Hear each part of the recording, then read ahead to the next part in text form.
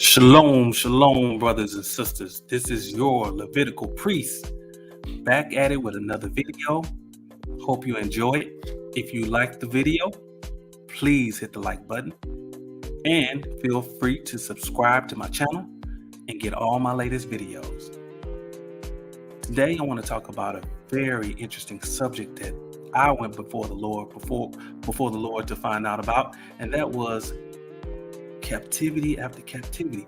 Why did Israel go into so many captivities? And it seems obvious when you say, well, idolatry. But what does that mean when you have experienced blessing after blessing of the Lord? You saw the Red Sea part, you saw manna come from heaven, and God sent you quails and all types of things, water come from rocks. And man, look, how did we do that? What was the key? And so when I prayed about it, I prayed about it after reading the book of Judges, put it like that. And I was reading the book of Judges, and I was wondering, what did the Judges mean? Just get clarification on that. And when I read the book of Judges, the Lord sent judges to Israel. It all started with Moses and his father-in-law telling him to select men to help judge matters of Israel while Moses stood on the rock all day. So these judges continued after he left. After Moses died, the judges were continued after Joshua, and God sent a deliverer to them every time they went into captivity. And then you'll read the judge lived so many years, and after that they go into 18 years of captivity. Then they're going to 20 years of captivity. Then they're going to 15 years of captivity or whatever, and the Lord is send a deliverer every time throughout the tribes of Israel. You had Manasseh, you had Issachar, you had deliverers being selected among all the tribes to help deliver the people from bondage, because we refuse to drive out our enemies. Now check this out. The Lord sent us in, we took over the land, but we refused. Every tribe refused to drive and devour their enemy out. So we lived amongst our enemies and around our enemies, surrounding them. And what happened with that was we end up falling into snares and traps of the other nationalities and succumbing to them in such ways like committing adultery. But when I prayed about why so many captivities, yes, the influence was there, but what avenue did the influences come to make us fall? So Lord, as I was reading Judges, I ran across Samson, Gideon, and all of them. But Samson really stood out because Samson represented Israel, the strong man, the man with all the power that can handle anyone. But then he had one weakness, and that was a woman. He gave his secret to a woman, and that caused his fall twice. Boom! I mean, come on. He had all this power, and he fell at the hand of a woman because their enemy went to his woman to get him to fall and to tell his secrets, his weakness. And so when you look at other men that have went the same path, you see that Adam did the same thing with Satan. Satan always comes the same way. He came through Eve to tempt her to get to Adam. We see a pattern forming here. So King Solomon, the wisest man, the richest man on earth. And how did he fall? Through a woman. Now, this is not to say that women are bad. It's just that our weakness, Israel's weakness, is woman. And it's so cheap that your enemy will come by way of your woman. He can't come to you as a man and make you fall. He has to go through the back door, through the weaker vessel. And it's not even a weaker vessel. It's our heart is our women. Because Adam longed for that woman. God saw that Adam was not like him. And so he gave him a woman because he saw that He wasn't like the Lord that can be alone like the Lord and dwell by himself. So Lord put Adam to sleep and he gave him a wife. And that's spiritual sleep. He made him rest, chill out, and he brought him his wife to him. And he saw that, she had the attributes needed to be his wife. But that was his weakness. He still was supposed to garden that thing. He was still supposed to set order to everything. But he gave in to the woman. And you got Samson. Who you got? You got Adam. You got King Solomon. All of these men fail. So if Samson represents Israel spiritually strong, but when it came to his woman, he was weak. When you look at all those captivities we went into, think about that. You can't have no other God before you at all, in no manner. It's like, I always use this example. If you meeting your spouse at a restaurant, and when you get there, there's a man sitting there. And as you approach, he leaves. You say, well, who is that? Oh, just a friend. You meet your wife again at a restaurant. The same man is there.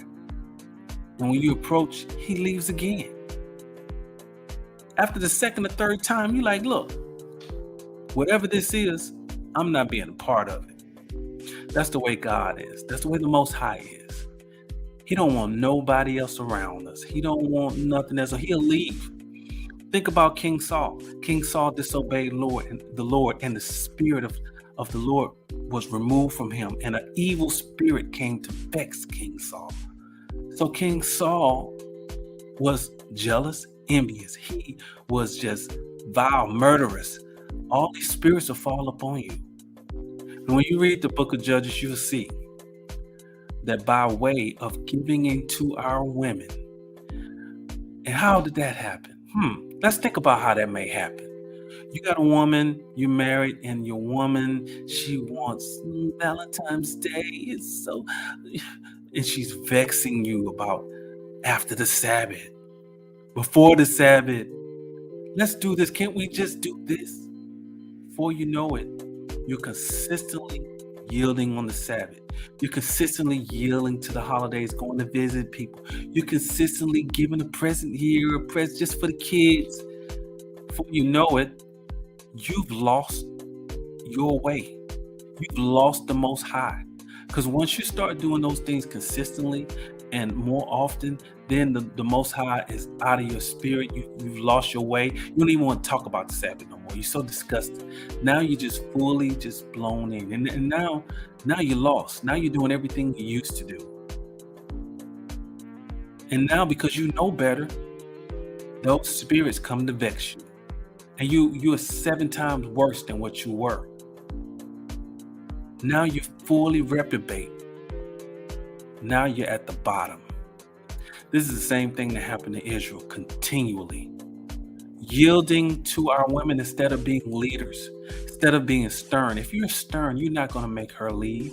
If it's not meant for her to be there, then she's not going to be there. You have to trust the Most High with everything. If you lose all, you have to love him more than anything. And guess what? When you do that, he'll give you whatever you thought you was going to lose back. If not the same person, he'll give you someone else or something else, another job, just trust him. We got to stop being so weak. We got to stop being so apologetic for serving the Most High with all our heart, mind, and soul. You see, the 10 Commandments start off with the top 4. And once you get rid of those top 4, loving God with all your heart, mind, and soul, bringing worshiping other gods, and you lose the Sabbath day, and you start blaspheming the name of the Lord, now you're doing all types of things. But it all starts with loving God, loving the Most High with all your heart, mind, and soul. Brothers, we are accountable for following the Most High unapologetically, sternly. And that's love. That's love, because you're now protecting the home. You're protecting the children. You're protecting yourself. You're staying in the good graces of God, and you're protecting your people. And you're getting righteous women in line so that they can build. But they need your protection to stay stern. I know that everybody, wants somebody to love, but the Most High got to be your true love. He has to be, you got to love him more than anything. The comparison of your love should be to your woman is hate, or to east to west. You love her, but if she decides not to follow the Lord, you got to drop her, or drop him, or drop it, or drop the job, or drop the even children. Nothing. He who loves his mother, brother, father, sister more than me is not worthy of me. There's nothing that should come close to your love for the Most High, and nothing that you shouldn't be willing to give up for it. And I know that's a hard saying when things happen. I pray the Most High that I'm strong in every situation, but let me encourage you today. These are why we kept losing the Most High. We can't have anything, another God close to us, near us, flirting with it. Don't touch it. Don't deal with it at all. And don't be apologetic for it. And watch the Lord move heaven and earth for you. There's nothing that we wanted that the Lord wouldn't try to give us. We wanted a king, and the Lord gave us a king. It was never meant for us to have a king. We want a divorce.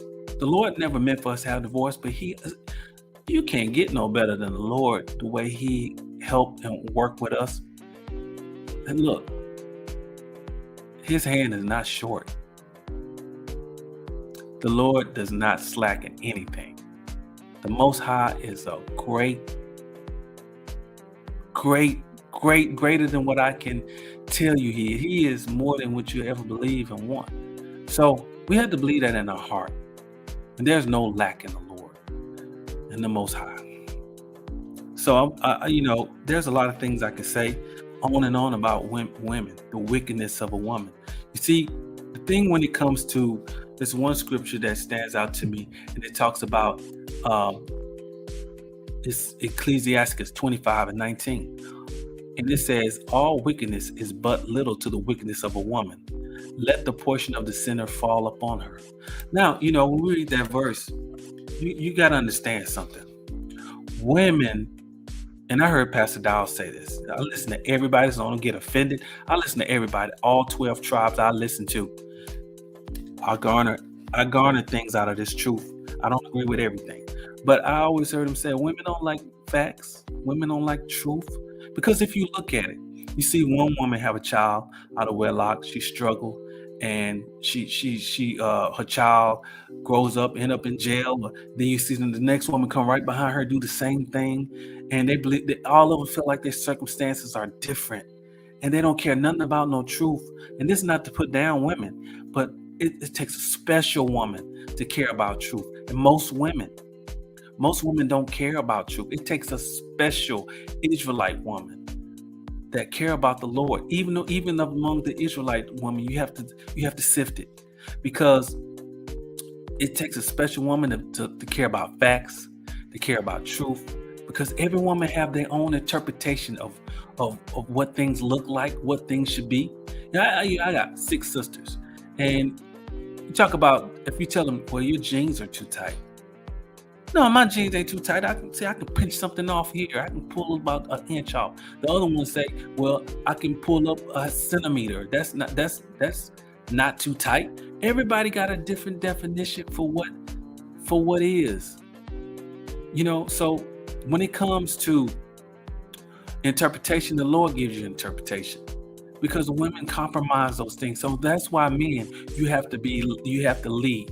And you have to set the standard that the Lord sets. And you got to make sure you're studied up to make sure you know what the Lord wants, what the Most High wants for your family. It's not even your own interpretation. But once you find that truth out, you need to lead it and govern it and manage it. And it's work. It's not easy. Sometimes you have to make people upset. Sometimes you have to make your woman and your children upset. But in this wicked society that resembles the wickedness of our women, that they are following, you have to stay stern. And it's good to have like minds around you to support you in this. And it's very important to have brothers and sisters that you're constantly being taught and encouraged and educated on how the world is and the standards of the world and the wickedness of the world in high places. Because a lot of this wickedness has started in high places. And we point the finger at each other, but these things have been set up for you through group tanks, what they call those think tanks. IUIC had a great video on that last Sabbath. All praises to those brothers for putting that out there. But they have think tanks that sit back and decide and come up with plans and agendas to make you fall. So understand, the wickedness of a woman, guys, you have to understand your woman nature, and you have to be the man. You are the head. And you have to understand that you have to be right. If everything goes wrong, you got to be right. You see, in the Garden of Eden, when Adam fell, what did he do? God, you gave me this woman. You know, he blamed God and the woman. And then she turned around and blamed the snake. And it was all this pointing of the finger. But in the book of Judges, when God got that thing straight with them, he set it back in order. He said, you're going to do this. You're going to till the ground. And this is the order that I've set. You're going to do it with sorrow. You're going to work. And you're going to, bear children in pain. And the Satan will eat the dust of the earth. And so when it comes to the book of Judges, all those captivities that we went into, it was no pointing of the finger. You went into captivity. The Most High didn't come ask you, you're in captivity now. This is your fate as a people. No more pointing of the finger. And the Lord says he hates the pointing of the finger. And guess what? It's up to us men to figure it out. Let's go even further. When you look at the Bible, when it talks about the wickedness of a woman and all the scriptures related to women, and better to dwell on a rooftop than in the house with a woman, and the wantonness of women, all of these things are representation of Israel too, because remember, we are the bride of Christ. We are God, the Most High's wife. Some of these things relate to us as a people. There's dual meanings to some of these scriptures when you're reading about the woman, because we as Israel are the wife of God, of the Most High. So therefore, we need to interpret these scriptures two ways. We need to look at ourselves as a people, as Israel, and how we acting, how wantonness we are, how unsatisfied we are, how lustful we are, how we want to divulge and take and accept everything from everybody. We accept other nationalities coming in our community, and so accepting and so wanting to be accepted by other people and wanting what everybody else has instead of accepting our own. We are that woman as well. So we have to get ourselves out of that mindset to be the Proverbs 31 woman, the virtuous woman. When the Lord gives us something, we make good with it. You know what I'm saying? We utilize our time properly. The Lord can invest in us. We care for the house of Israel. We care for our home and our people. We're building our people together. The Lord should be able to trust us. We have to become the wife that the Most High wants us to be. So therefore, we need to examine ourselves as men, as a nation as well. But right now, it's a new day. I'm going to say it like IUIC said it. It's a new day. There's a different man on the horizon, ladies. And he's going to be stern because he's trying to protect and build our nation again. And we can't wait till the kingdom comes. The kingdom does not come with observation. We have to start doing this now. Because there's going to be many that's not going to make it in the wilderness because they're not practicing these things. They're not exercising their faith. They're not studying the scriptures. So if you get into in the wilderness and you're not exercising, you're not moving this thing by faith and working, doing your deeds, guess what? You're just going to be there to burn. We have to start now. We have to start doing this now. Look at our, even if you just believe this earth gonna be here forever. If you some kind of way believe that, what are we gonna do as Israelites? Just let it consume us, because we're in a very bad state as a people. Look at the statistics. It's a horrible. There's no way we should be making it right now. There's no way we should even exist with some of the things we're doing. We're killing each other like it's going out of style. We're having kids out of wedlock at a rate like you wouldn't believe. Crime and violence. Man, how are we making it? Extreme poverty. Extreme ignorance. All with all this knowledge around us. Surrounded. Your cell phone is a walking book, and we're more ignorant now and arrogant than we ever have. We are like the Sodomites, Sodom and Gomorrah. We have all this knowledge available to us, but we are more arrogant. We don't study, we don't read, but we're more arrogant than ever. I look at these kids, man, I'm like, they don't know nothing, and they have all the information in their hand, but they're more arrogant with less skills than any generation I've ever known. How does that happen? It's time, y'all. It's time for the Most High, for Christ to come back soon. And it's time to start working what you believe in, working your faith, working the word. It's time to start breaking away from things that you know that's not good for you and reestablishing things as men and as women in this truth. So, men, never underestimate our women.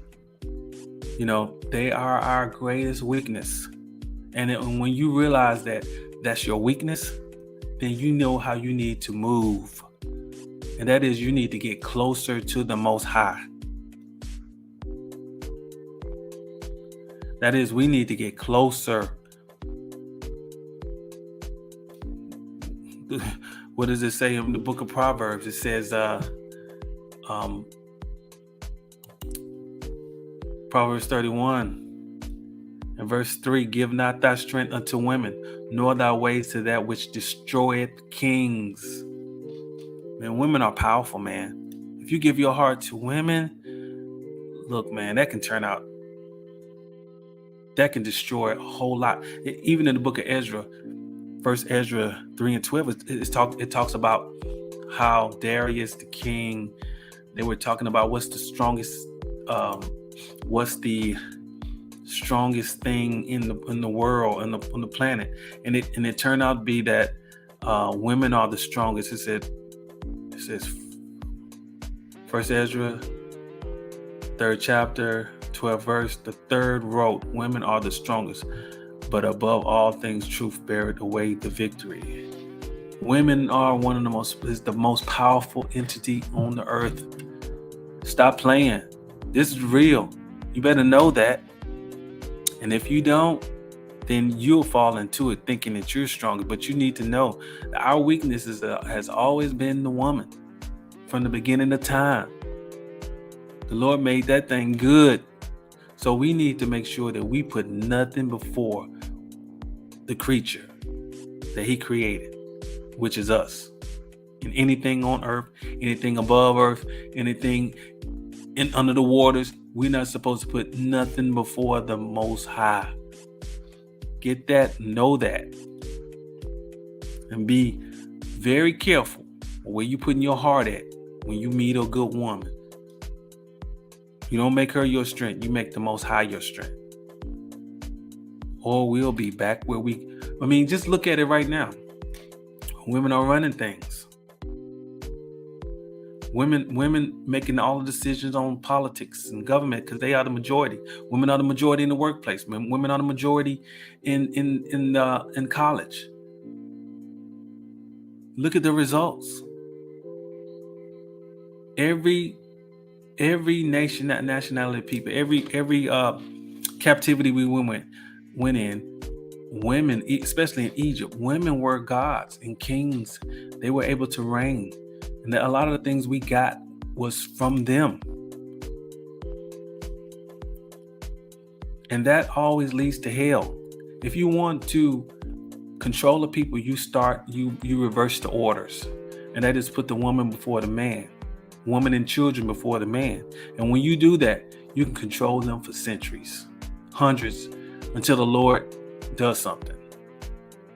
Economically, it's the best thing to do because the women are the biggest spenders. And so economically, you're going to be oppressed. You'll never change anything with that, because once women get in power, it's hard for them to relinquish that easily. Once they taste that power, and women do not pay attention to the destruction, they just keep walking forward. They're not looking behind them to see what trails of sorrow and pain that's being left. They keep going. They keep going. They keep believing that it's going to get better. It's going to get, just let it. They will keep going until the end, till it destroys them. That's the way they're made in general. So we have to be the leaders. God put his spirit in man, people think men are root. No, we have the heart of God. We're the apple of God's eye. So we need to make sure that because men care for all. It's sad because a lot of people think that men are just so destructive. Man, that's what we've become in this Western society. Just looking at my father, people could say, "Oh, your dad is this," but when I look at my dad, he took care of everything, the whole family. We had our rough spots, but overall, he did a great job. And we hate giving it up to men. We hate saying that men are good, and we look at them through the eyes of the media, and we just bash our men. But when I look at my father, he did everything. He took care of us. He provided. He sacrificed. But it's not popular to say that now. It's not popular to say that. You can't say that. Not that I didn't have a great mother. I do have a great mom. But we cannot forsake what our father did. So anyway, I'm in this video. I wish blessings to all of Israel. I want to thank all those Israelite groups that have given me motivation. Sakari, GOCC, IOG, Pastor Dow, Shah Zawan. I can go on and on and on. I listen to almost all the groups, and I think that all of them are greatly valued. We don't agree about everything. I don't agree about everything, but I do value some of my prayers have been answered through all of these groups, and not one in particular. The Lord can use one person or an entire group. So I want to thank you for letting the Lord use you to inspire many of us Israelites. And so keep us in your prayers, and I'll keep praying for you leaders and all of those brothers and sisters in Israel, great and small. So I wish you blessings, and I want to wish you peace. In the name of Christ, shalom.